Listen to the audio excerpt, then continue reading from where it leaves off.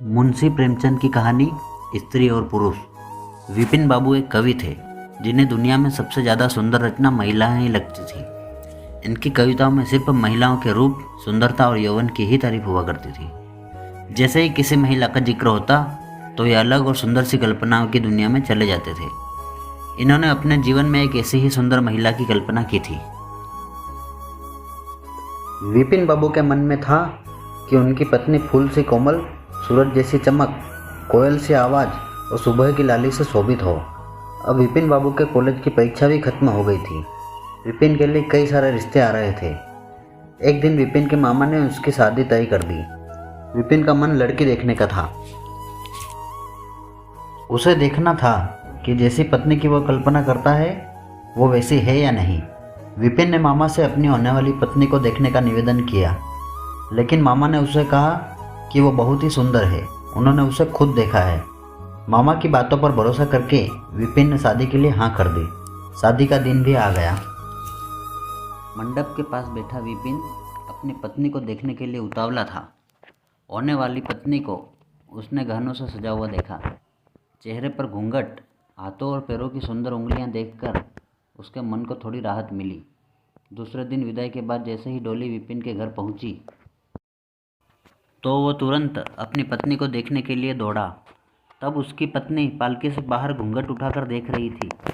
जैसे ही विपिन की निगाहें उस पर पड़ी, उसे बहुत दुख हुआ। विपिन ने जैसी पत्नी के सपने देखे थे वो बिल्कुल भी वैसी नहीं थी। चौड़ा सा मुंह, चपटी नाक, फूले से गाल विपिन को बिल्कुल पसंद नहीं आए। रंग भले ही उजला था, लेकिन उसके अलावा विपिन के सपनों की दुल्हन से वो एकदम अलग थी। विपिन की सारी खुशी गुम हो गई।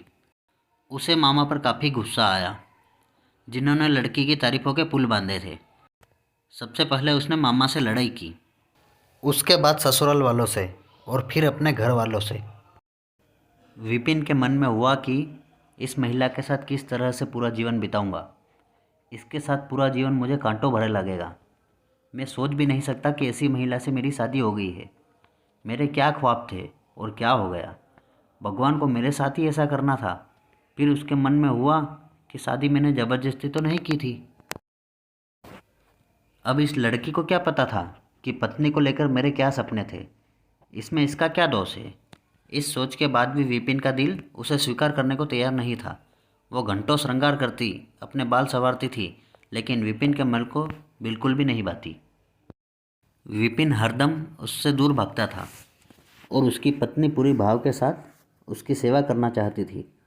होते होते विपिन घर में पल भर भी नहीं टिकता था। जब भी विपिन की पत्नी आशा उससे कुछ बात करने की कोशिश करती, वो उसे दो खरी खट्टी सुना देता। विपिन रोज़ दोस्तों के साथ बाहर जाता और पत्नी घर में उसका इंतज़ार करती रह जाती। काफ़ी दिनों के बाद जब विपिन घर खाना खाने के लिए आया तो आशा ने कहा कि आप मेरी वजह से घर में रहना ही छोड़ देंगे क्या। विपिन ने मुंह मोड़ते हुए जवाब दिया, घर में ही तो रहता हूँ, बस आजकल नौकरी ढूंढने के लिए ज़्यादा दौड़ भाग करनी पड़ती है। आशा ने कहा, मैं खूब जानती हूँ कि आप घर में क्यों नहीं टिकते हैं। आप किसी डॉक्टर से बात करके मेरा चेहरा वैसा क्यों नहीं बना देते जैसा आप चाहते हैं। विपिन ने चिढ़ते हुए कहा, क्यों तुम बेवजह फिजूल की बातें कर रही हो। तुम्हें यहाँ आने के लिए किसने कहा। उसकी पत्नी ने पूछा, जब आपको किसी चीज़ से परेशानी है तो उसका इलाज भी करना होगा ना। विपिन बोला, भगवान जिस काम को नहीं कर पाया उसे मैं कैसे कर दूंगा। गुस्से में आशा कहने लगी, इसके बारे में आपको सोचना चाहिए कि भगवान ने जो किया है उसके लिए मुझे सज़ा क्यों मिले। हर तरह की सूरत वाले लोग दुनिया में हैं, लेकिन उनके पति ऐसा व्यवहार उनसे नहीं करते। विपिन ने झल्लाते हुए जवाब दिया कि क्या मैं तुमसे कोई गलत व्यवहार करता हूँ। क्या कभी मैंने तुमसे लड़ाई की है। तुम ही मेरे सामने आकर मुझसे बहस करने लगती हो। यह सब सुनकर आशा वापस चली गई। उसे लगा कि इन्होंने मेरे प्रति अपना दिल पत्थर का बना लिया है। अब ये मेरी एक नहीं सुनेंगे। इधर विपिन का ऐसा रवैया देखते देखते आशा बीमार हो गई। वो अपनी ज़िंदगी से निराश थी। उधर बीमार आशा को देखने विपिन एक बार भी नहीं गया। उसके मन में था कि इसे कुछ हो जाए तो इस बार अपनी पसंद के लड़के से शादी कर लूँगा। अब तो विपिन को और भी छूट मिल गई थी। पहले कभी कभी आशा रोकती टोकती और बाहर जाने की वजह पूछ लेती, लेकिन अब विपिन पूरी तरह आज़ाद था। गलत आदतों में पड़कर विपिन सिर्फ अपने पैसे ही बर्बाद नहीं कर रहा था, बल्कि सेहत और चरित्र सब कुछ खो रहा था। होते होते विपिन का पूरा शरीर पीला और कमज़ोर पड़ने लगा। शरीर में सिर्फ हड्डियां ही नजर आ रही थी और आंखों के आसपास काले घेरे व गड्ढे पड़ गए थे। अपने चेहरे को देखकर रोज़ विपिन उसे संवारने की कोशिश करता था, लेकिन कुछ हो नहीं पाता। एक दिन महीनों से बीमार पड़ी आशा बरामदे के पास चारपाई पर लेटी थी। उसने विपिन को काफ़ी समय से नहीं देखा था, इसलिए किसी से विपिन को बुलावा भेजा। आशा के मन में था कि बुलावा तो भेज दिया है, लेकिन वो आएंगे नहीं। आशा का बुलावा मिलने पर आज विपिन पहले की तरह चिल्लाया नहीं। वो बिना संकोच किए आज आशा के पास आकर खड़ा हो गया। जैसे ही आशा ने उसे देखा तो हैरान हो गई। उसने पूछा, क्या आप बीमार हैं? बहुत दुबले हो गए हैं और पहचान में नहीं आ रहे हैं। विपिन ने कहा, जिंदा रहकर भी अब क्या करना है।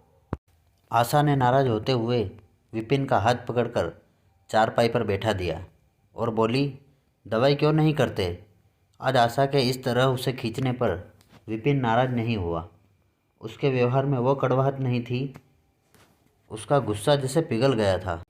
चारपाई में बैठते ही विपिन ने जवाब दिया, अब दवाई से मेरा कुछ नहीं होगा। मौत ही मुझे अपने साथ लेकर जाएगी। मैं ऐसा तुम्हें दुख देने के लिए नहीं कह रहा हूँ। मैं भयंकर रोग से ग्रस्त हूँ और अब मैं बच नहीं सकता।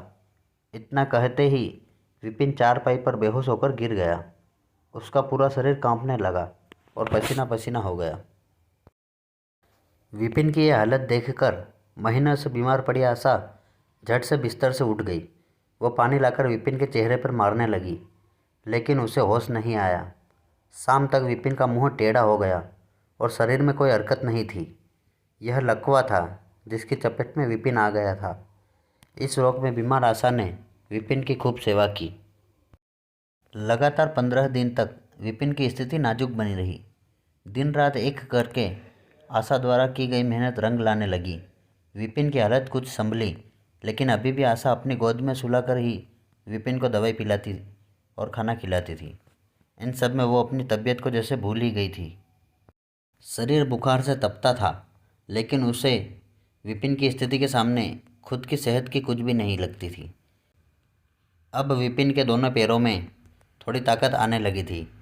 होते होते 4-5 महीने में वो अपने पैरों पर खड़ा होने लगा, लेकिन उसका मुंह टेढ़े का टेढ़ा ही रहा। उसके चेहरे पर पहले जैसी रौनक भी नहीं रही। एक दिन अपना चेहरा शीशे में देखने के बाद विपिन ने कहा कि मुझे भगवान ने अपने किए की सज़ा दी है। आशा, मैंने तुम्हें सुंदर नहीं माना और आज देखो मैं कितना कुरूप हो गया हूँ। अब तुम भी मेरे साथ वैसा ही व्यवहार करो जैसा मैं तुम्हारे साथ किया करता था।